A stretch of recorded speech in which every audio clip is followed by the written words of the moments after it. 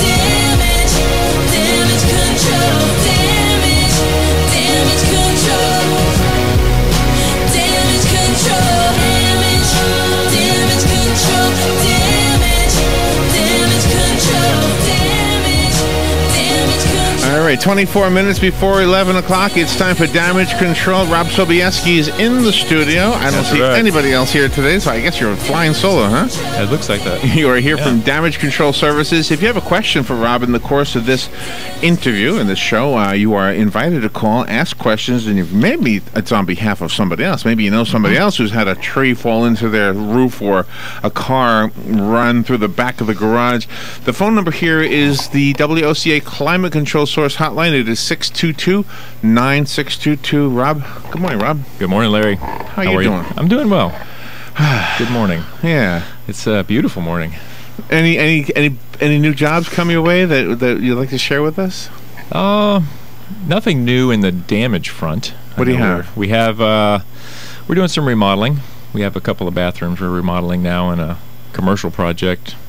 So you don't only have, okay, so this maybe I didn't realize. So somebody's listening to you, let's say. Well, I didn't have a tree. I wish a tree would fall into my house so I could get these guys to remodel it. They don't need to wait for that. Of course not.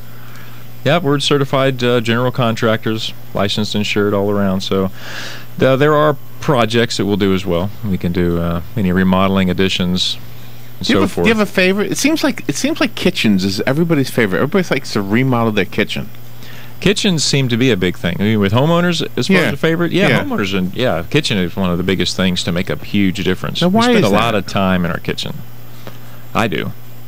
Going through, I need something out of the fridge if I'm going to make something real quick. You know, I never thought about it, but you're right, I do too. Yeah, the conveniences, and I have a lot of things on my to-do list in my kitchen that if I could remodel anything, I think the kitchen would be my In fact, I think I'm there most of the time. Yeah. Whether it's the way the doors look or the way they close or the position of the microwave. There's all kinds of things. The living room is really not where I'm living. Yeah. That's got to be just the now and then room. Sure.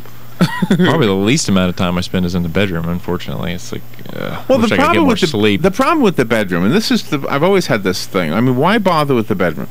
You go in there, you are done. I mean, as soon as you close your eyes, you're done. You don't really. You're in there for 8 hours maybe, but you're not experiencing it.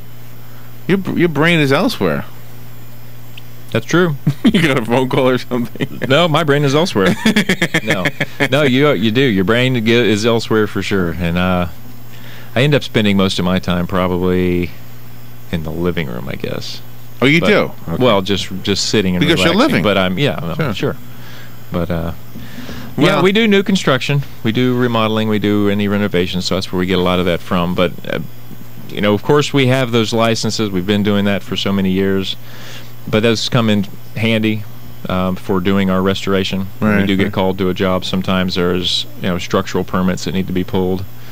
So we use it more for the restoration work. We use it more for getting in and taking care of a problem. If it is an engineering and structural problem, we can rebuild a home that's been burned. Where some companies need to have a licensed general contractor to pull a permit for them, or they can't continue with the restoration work and have to turn it over to a licensed contractor. When a commercial building burns, I have a question. This is, boy, I'm taking you in a direction you might not want to go. But anyway, and we don't have to say that. But there was a story in the news about a building, I think it was in the Mideast somewhere, and it was about the size of building number 7 from the World Trade Center complex. Okay. Do you remember Building 7?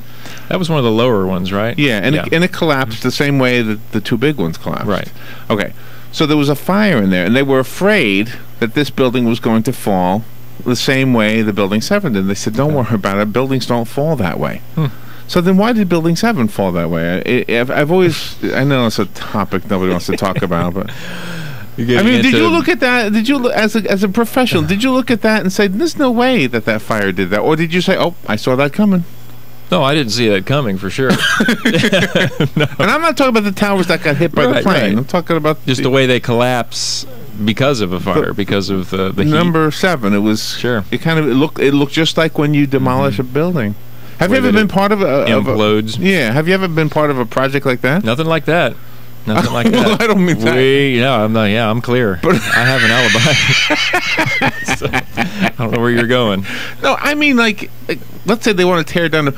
We had a building on Magnolia that was torn down not too long ago, right? Yes. A whole building came down. Have you been part of a building? Well, we have had to demolish buildings for one reason or another. Okay. Yes, but you don't use dynamite. No. Never? No, we don't need to. I've never had to. Never had to use dynamite yet. If you ever do, invite me. I'd like to videotape it. I think I'd like to be there too for that. Well, if you're doing it, we have demolition companies that we use. We use a few in town that will do our site work, cleaning up everything, and sometimes the cleaning up, involves tearing a house down. Part of our cleanup work, we've had a few burned homes that have had to get cleaned completely, down to bare slab, scrape the exterior walls that were still in good condition, and that you go in and salvage everything that can be salvaged, but in both of these homes after the fire right. that I'm speaking of, nothing was salvageable. By the way, there was something in the news this morning that I can apply to this. Okay. This was a report from the Marion County Fire Rescue that the Insurance Services Office has improved their rating. Now, that's something to congratulate them on, but it also means something to homeowners. It says in the news release that raised rating, that improved rating, means many residents who were previously unable to obtain homeowners insurance now will be able to do it. I guess because the insurance people have decided, okay, the fire department is capable of putting out the fire responding. In case there's responding. Okay. Now there was a home that was burned on one of the roads I ride on regularly, and it was maybe the fire was 6 months ago or more. It still looks like nothing's been done. I always thought, well, maybe they had no insurance. That's very possible. That could be. There's a few that I've called on, in just my routes with the business that I'm in. Yeah. And you either have a hard time finding the homeowner, or it's a rental home. That's what I feel it's been a hard time finding. The homeowner has been a rental, and then you never really hear. Well, I don't say I never really hear, because there is a few that I know are still burned down, and the homeowner told me, through their tears, that they did not have insurance. They let it lapse. No. They were hoping, at the next quarter or after their taxes were done. There's a lot of stories. But unfortunately, there are times that it happens that people will take a chance and let their homeowner's insurance lapse, or they just can't afford it. They get canceled. Does it apply to some of the other things that you've spoken about that you fix? I'm guessing a car, a tree, that applies to all of them. Does it apply to mold and things like that too? There is sometimes that mold isn't covered. It is not covered. Right. I gotcha. There are extra policies or riders. I don't know how the insurance companies would label that, but that you can buy the extra coverage for mold, and that's always good to do that if you can afford it, especially in Florida. It doesn't take water sitting very long, but these humid conditions are just right for mold. See that, and you've seen the worst of it probably. So I wonder how many people think mold, how hard is that? I'll get some bleach, it'll be fixed. Right. Well, in order to kill it properly and remove it, it literally has to be removed in some cases, and that can be pretty invasive, whether the homeowner wants to do it themselves and just make sure they cover it, or get a remediation company that's licensed, been trained, and knows how to look for the right the mold, and then we actually would work with the company to make sure that we're doing it right. So everybody kind of checks each other to get a test, an indoor air quality test, and that in itself would tell you if you've done the job right. Have you ever had somebody who bought a house that was advertised as a handyman special, but they were not the handyman? They called on you to be the handyman. Has that ever happened? Yeah, it's happened. Sure. We've done a little bit, and of course people don't want to buy a house that takes a lot of work, then it gets out of the realm of handyman special. Yeah, that's and true. what they're really wanting is just a few things, just an interior, exterior door, some paint, maybe just advice on new flooring, which direction to go. Rob, you have a phone call? Let's take that call. By the way, everybody's invited to call Rob if you have a question. The WOCA Climate Control Source Hotline is 622-9622. Good morning. You're on there with Rob Sobieski.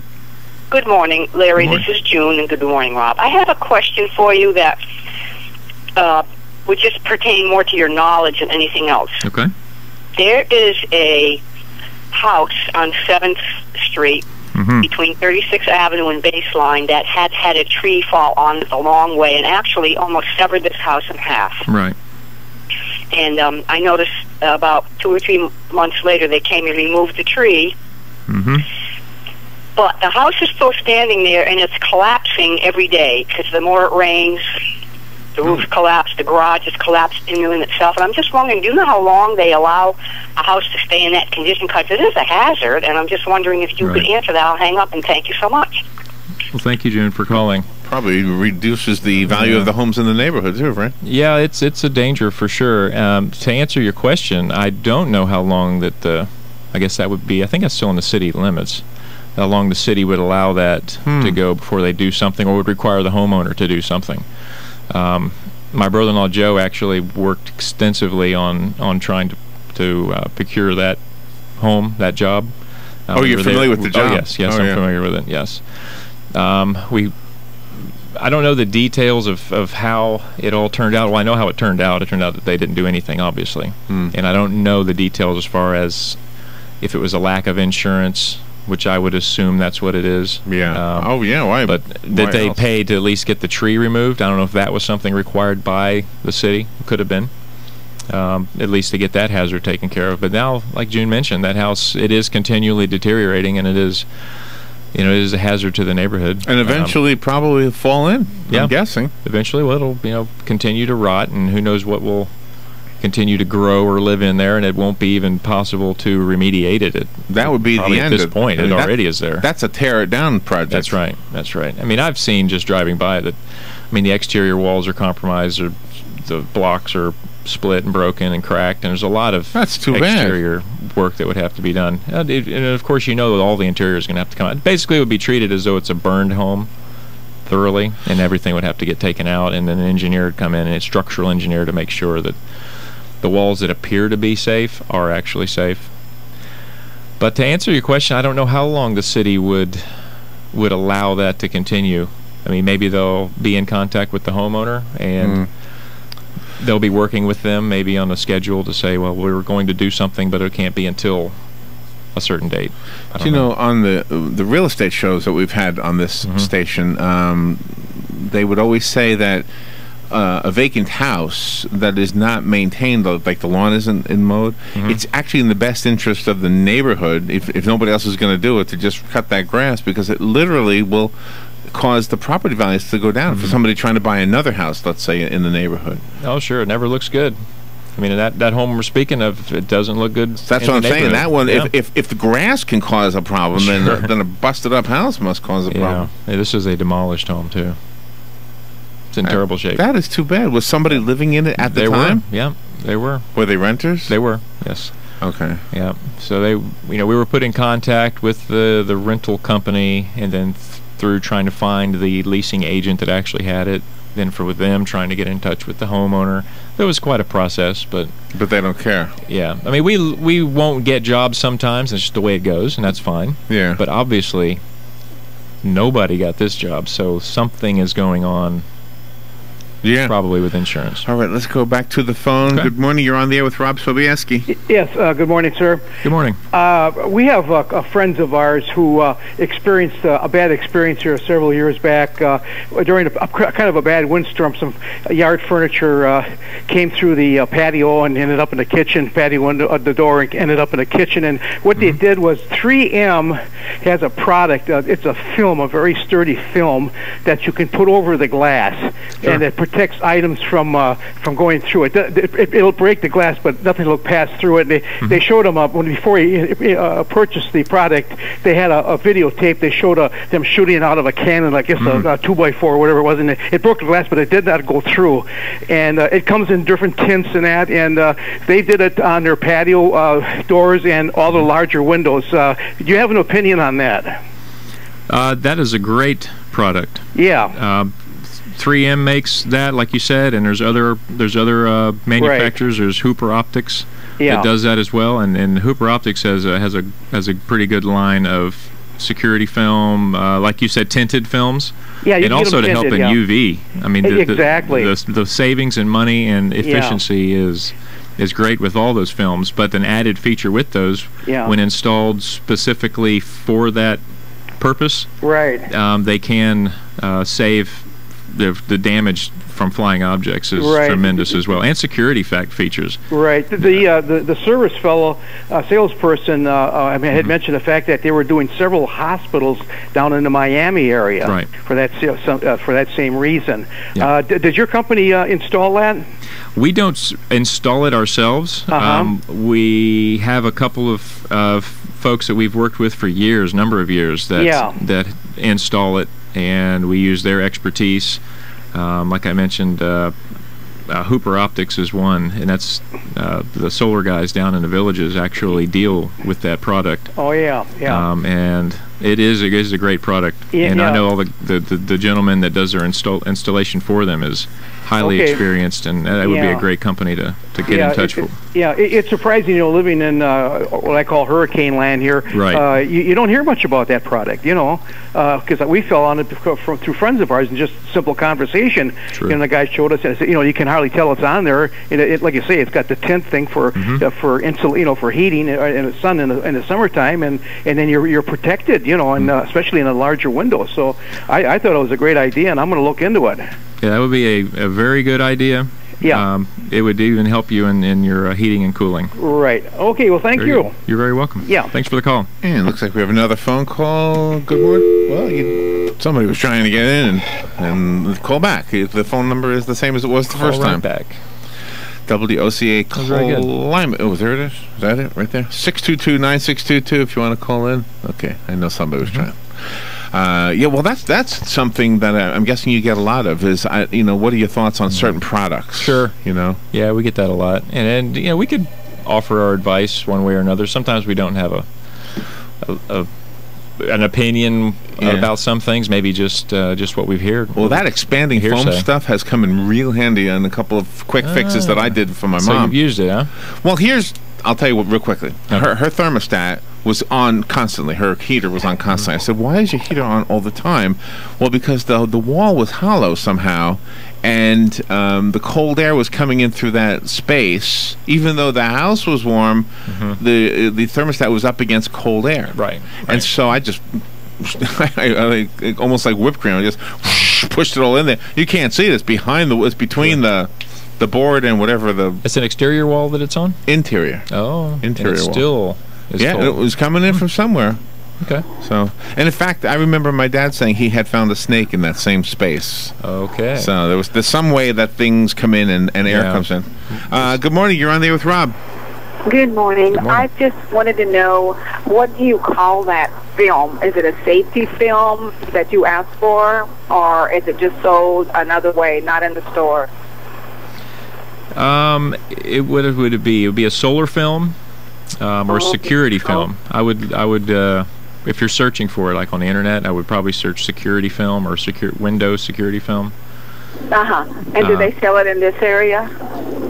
Yes. It can be bought as far as for cars. I know at auto places, but for your home, there are a few different outlets for that. Like I had mentioned online, if you're talking about commercial or residential application, the solar guys in the villages. Okay. If you just call those guys, they have a full line of a high quality solar film, which is called Hooper Optics. You can even research Hooper Optics online. What did you call it? Hooper, H-U-P-E-R. Thank you so Optics, much. O-P-T-I-C-S. And thank you. I'm not sure if I have another call now. No, I don't think so. Okay. The lights are coming on for some reason. I might need to call some damage control and get the lights fixed. Yeah. Did I ever ask you about the permits, like for things like doors and like when you actually do a small job? Does that require a permit? Because I've heard both stories that you do and you don't. Some do. Some don't. I mean, we'll have to call and find out. So if you're in sometimes the city will require. It depends on the extent of the work. And there's a fee. Yeah. It's not. You don't just go and get a permit. You have to pay like a couple $100s, right? It's not I don't think it's that much. No. No. Not familiar with the exact price of those. Usually if we have to pull a permit, it's for something that's more extensive. I mean, so the fee is based on the amount of work you're doing. Do you do you, Rob? Are you physically hands-on, or are you the guy with the saw? Are you the guy with the plumbing, the electricity, or are you the guy who's the boss standing back and telling everybody what to do? Well, I'll do both. My job has kind of morphed into like sales and some oversight, but I mean, I will get out and do the actual work. That's what I was raised doing. What you like doing? The actual work. Yeah, I enjoy doing the work. Huh. I do. I mean, if we had enough steady work, that's I wouldn't mind doing that full time. But it takes more facets to run the business, as we find, as just being the three of us together. Find there's a little bit more sales involved in this business. And did the business follow the same curve that the real estate business seems to have? Like, there was this big lump where everything became expensive, and then it went way down, and suddenly there was no building anymore. I have two nephews that literally moved out of the area because there was no more homes being built, so they had to find work elsewhere. Did your business, because damage happens regardless of the economy, so what you do, was it affected by the economy roller coaster? It seems to have been affected somewhat, and it's strange that it is. I've felt that being in a damage-related industry, right, that there's always going to be damage of some sort. Something's going to happen. Right. Trees are going to fall, pipes are going to break, and you don't just choose not to do it because the economy is going down or isn't doing so well, whereas you could choose not to remodel your house or build a new house and so forth. Right. But it did seem to take a hit. I don't know if people just weren't reporting everything, were maybe just trying to do things on their own. Can I ask you a question about wiring? You can. If let's say you're living in a house that was built in the 70s. Okay. And as far as you know, nothing's ever been changed with the wiring. Everything works, but you're starting to think, okay, that's 40 years ago, right? Did I do my math right? Right? Okay, yeah. So 40-something years ago, okay? Do you call in an electrician to change all the wires, or do you just leave them until something goes wrong? What do you do with that? I would think that wiring is something that would eventually go bad and maybe be a hazard. If you're not noticing anything going wrong, I wouldn't think it'd be a problem from the 70s. No? 70s is too recent? Well, there's enough... Well, I guess we'd need to discuss that with an electrician to find out for sure if there's any differences or things that need to be changed in the panel box or switches. But if there's isn't anything happening... And what do you do? You just... And once the drywall's up, how do you put the wiring back in there? Do you have to take the drywall down, or do you... Well, if you're talking about replacing the actual wiring, I think the wiring would probably be fine. What I'm thinking of you'd be changing out would be receps, switches, or breakers. Okay. Breakers are going to get weak eventually, and they're going to need to be replaced just over time. But wires pretty much stay good? Pretty much. Oh, I didn't know that. I mean, some of the older things you might need to get replaced eventually, but for the most part, those things are okay. It just seems like the electrician will have the best opinion as far as if something needs to be replaced. Well, maybe the wires that we see that wear out are because we take them around so much. I'm talking about the musical equipment that we use. Right. But something that's in the wall, it's been protected from the elements, and is just being... Well, that makes sense. My goodness, it went quick again. Good. All right. What is your phone number if somebody needs some damage that needs to be controlled? My phone number is 352-817-3625. The office number is 352-622-5135. All right.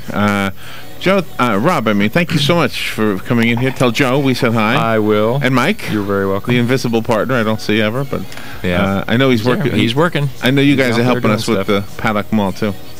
Yes. Quite a project. Yeah. Well, thank you. Thank you for coming in. You're very welcome. We'll take a little break, and we'll be right back. Damage control, damage control. Ocala's information station, 1370 WOCA. Ocala. Look who just walked in the room. Joel Wiesner from What's Up Ocala. Hey, Joel, I'm looking for something to do this weekend. You got any ideas? Absolutely. Check out our event calendar online at www.